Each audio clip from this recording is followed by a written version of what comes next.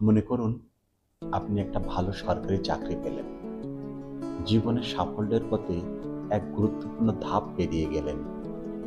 স্বাভাবিকভাবেই মনে হবে চারিপাশে সবাই খুব খুশি, কিন্তু বাস্তব ছবিটা একেবারেই আলাদা।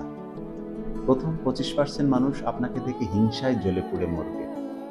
তাদের রাতের ঘুম কিন্তু উড়ে যাবে, কারণ আপনার সাফল্য তাদের আত্মতৃপ্তির পথে কাঁটা হয়ে দাঁড়াবে। দ্বিতীয় 25% একেবারেই বিশ্বাস করবে না যে আপনি চাকরিটা পেয়েছেন।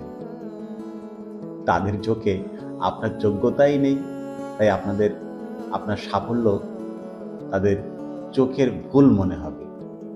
তৃতীয় 25% লোক রটিয়ে বেড়াবে, আপনি নিশ্চয়ই টাকা খাইয়ে চাকরি পেয়েছেন, অথবা কারোর রাজনৈতিক প্রভাবের কারণেই আপনার চাকরিটা হয়েছে। বাকি 23% আবার ডাকাতের মতো আপনার উপর ঝাঁপিয়ে পড়বে, ট্রিট চাইবে, গিফট চাইবে, সব চাইবে, কিন্তু এর ভেতরে কতটা আন্তরিকতা আছে সেটা তারাই জানে। তাহলে কারা আপনার পাশে থাকবে? মাত্র 2% মানুষ। আপনার মা, বাবা, ভাই বোন, সন্তান বা খুব কাছের কয়েকজন বন্ধু। এরা কিছু চাইবে না, শুধু চাইবে আপনার ভালো থাকা। একই ছবি অসুস্থতার সময়ও দেখা যাবে।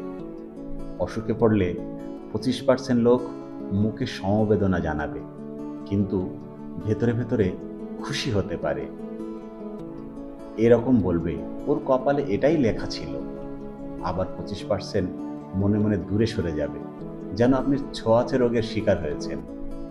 অন্য 25% ভেবে নেবে ওসব কিছু না, একটু ঢং, শরীর থাকলে রোগ হবেই। এইভাবেই তারা বলতে থাকবে। বাকি 23% ফোন করবে আপনাকে, দেখতে আসবে, দুটো একটা দীর্ঘ নিঃশ্বাস ফেলবে, কিন্তু কেউ দায়িত্ব নিতে রাজি হবে না। আর তখনও মাত্র 2% মানুষ সারাক্ষণ আপনার পাশে থাকবে, দিন রাত খেটে আপনাকে সুস্থ করার চেষ্টা করবে। অথচ দেখুন, গোটা পৃথিবীতে আমরা 98% মানুষকেই বেশি গুরুত্ব দিই।